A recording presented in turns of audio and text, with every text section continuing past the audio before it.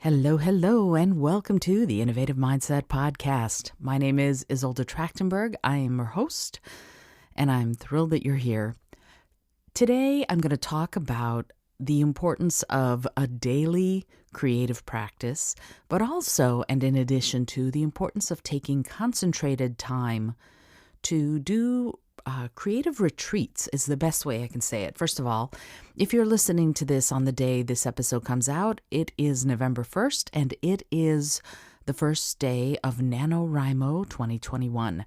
NaNoWriMo stands for National Novel Writing Month, and thousands of people all over the world, but definitely many in the USA, do NaNoWriMo. It's how do I explain it?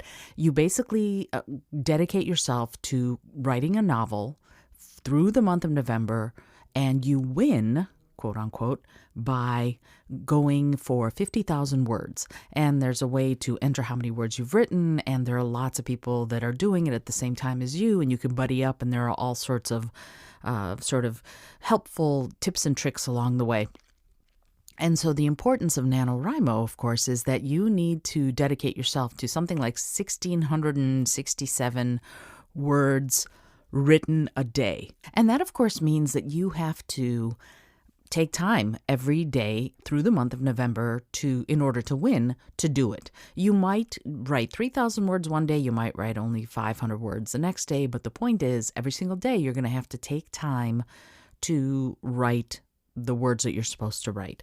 And there are lots of different habits that you can build for that. You can write first thing in the morning, you can write during lunch, you can spend your evenings writing.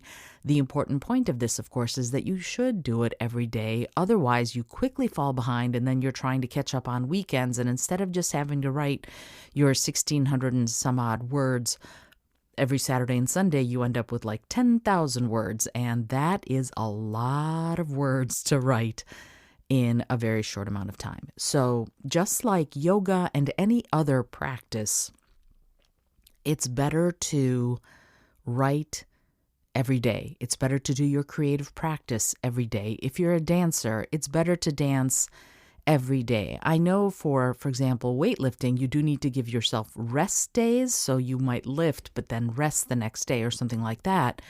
But with creativity muscles, and that's what you're doing, is you're keeping your muscles built and active and live and ready to do what you want them to do, it's best to do it as much as possible every day. It's closer to a yoga practice physically than it is to a weightlifting practice, because yoga, you can do some form of yoga every single day, even if you don't do an hour every day. What they say is 5 minutes a day of yoga is better than 3 hours once a week.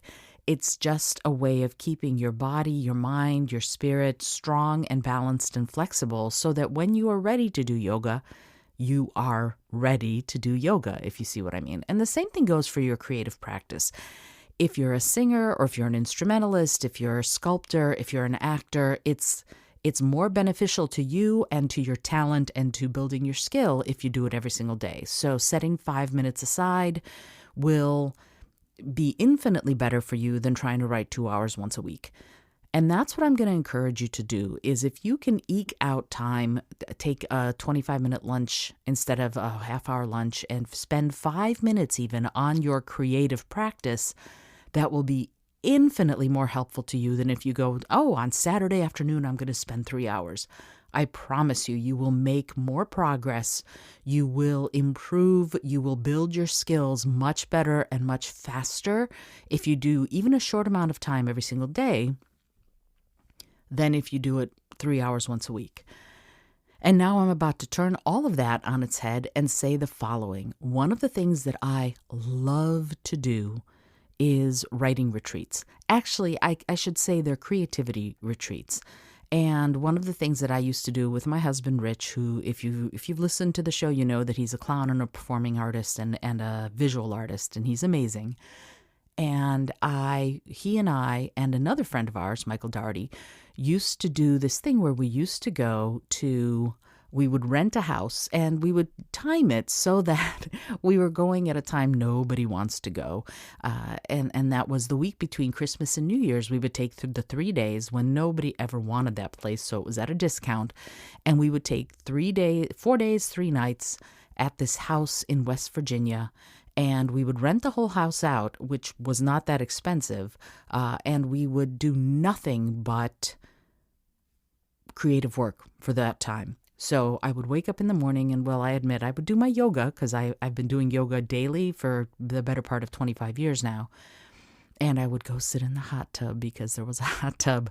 We were on a mountain and there was a hot tub, and you sit in the hot tub and sometimes the snow is falling and you can sit in the hot tub and have snowflakes melt on your cheeks while you're sitting on the hot tub watching the sunrise over the mountains. It was amazing. But anyway, I digress. So I would wake up, I would do my yoga, I would take a hot tub, and then I would sit down and face the mountains and I would write a novel. That's what I was doing. I could and did sometimes bring my guitar or my fiddle and work on that, but it was concentrated time like a job. And usually that time is vacation time for a lot of people. So it was like my job. It was 8 to 10 hours a day of doing nothing but creative work. And it was amazing to have that time and to feel like there was nothing else I had to do. I don't know if you're like me, but if I'm trying to create at home, if I'm trying to write or practice or anything, there is always something that comes into your consciousness that you ought to be doing. Oh, I should do laundry, or I should fold laundry, or I should do the dishes, or I should vacuum, or I should scoop the kitty litter, whatever it is that comes into your consciousness that you ought to be doing it. When you sit down to do your creative work, it will come in if you're in your house. So sometimes you need to just go and have a mini retreat elsewhere. I go to the library. That's one of my favorite places to go. I'm also a big proponent of cafes. But if you want to go somewhere that is free, libraries are free, and you can take a little corner for yourself, set your stuff up, and work to your heart's content on your creative practice. If it's a loud creative practice like musical instrument, then you might want to go to a park or something and practice there. But if you can do your creative practice kind of quietly, the library is perfect. And you can do a 3-hour retreat. So even if you are already doing your 5 to 10 to half an hour a day of your creative practice, and I hope you are, I encourage you to, because I think it will fill your soul in a way that you cannot even imagine. Taking time to do concentrated work, like doing a retreat every once in a while, will be amazing. I have written novels doing this. I've edited books. I've edited other people's books. I've spent time really delving into my own sort of unique creative genius. And you know that I believe we each have a unique creative genius inside us. So I highly recommend that you take the time to do that. And if the retreat is 2 hours at the local library, then by gum, it's 2 hours at the local library. What matters is not how long or how expensive. What matters is that you dedicate the time. If you have a daily practice and you can keep doing that daily practice, that will be awesome. If you can take the time to do concentrated retreats every once in a while, it can be once a month, it can be once a week, it can be once every 6 weeks, it can be 6 months, or like we used to do once a year. There were no excuses. There was nothing to take me away from the work I needed to do and wanted to do. I had nothing standing in my way from just unleashing that creativity in whatever way I needed to and wanted to focus on. And that's one of the best times to do it. When you have that freedom to create, it's magic. It will free you up. It will unleash your own imagine if you will. That's the most important thing. So I highly, highly, highly encourage you to do that, to find a way to take those retreats. And if you can do it with friends, if you have the money and you can rent a space and go do that, that would be amazing. If you don't, the library is an amazing place to go do that retreat for 5 hours, for 3 hours.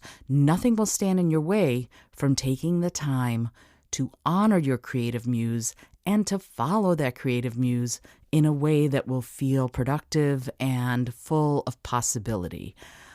I hope that you've enjoyed today's episode on creativity, and I am super excited to talk with you more about this. And I just realized that if you're listening to this, you're listening to it on November 2nd, not November 1st. Sorry, November 1st's guest. Remember, on Mondays, I interview innovators, creative peak performers, people who are working in the social impact, environmental, and animal rights space, who are doing things to change the world. The more I think about it, the more I'm really convinced that innovation is creative thinking added to the desire to change the world. That's what innovation is all about. And if it's driven by compassion or empathy, so much the better. So that to me is what Mondays are all about. Tuesdays are always about creativity. Wednesdays are compassion, where I focus on how that compassionate part of us can drive our world-changing creativity and innovation. Thursdays are about collaboration. And of course, right now I am reading you my book. You're actually getting to hear the audiobook that no one has ever heard before because I'm creating it every Thursday. Speak from Within, how to engage and inspire and motivate any audience, and how to overcome public speaking phobia, which I did when I was younger. I had one and I overcame it, and I give my techniques for overcoming a public speaking phobia in the book. So if you listen every Thursday, you're going to be able to hear that. And then on Friday, I talk about the last component of innovation, which is mindfulness. In order to innovate, we have to be aware. We have to build that awareness muscle, and we have to know that there's something that we need to do, that there's a problem to be solved, that there's a what if or an imagine if out there. If you are not mindful, if you are not present, you're going to miss some of those. So being mindful is one of the keys to all of this. Anyway, one of the ways I build mindfulness actually is I use the Brain FM app, and I've talked about this on the show before. I use the app to do my meditation, to do my creative flow, to help me sleep, to help me wind down, to rev me up. It's a fabulous combination of neuroscience and music, and I love it. So if you want to try it out, there is a 20% off coupon from me to you if you go to brain.fm/innovative mindset, and you can get 20% off the app just telling them I sent you. It's amazing. I highly recommend it. And of course, because I am an affiliate, I will get a little bit of money if you decide to go through my link. You don't have to, of course, but you get the 20% off if you go through my link, and that's pretty cool for you, and it's pretty cool for me. Anyway, I hope that you enjoyed today's episode on creativity. Take your retreat. Remember to keep practicing what you want to create. Until next time, this is Isolde Trachtenberg reminding you to dream big and dare all.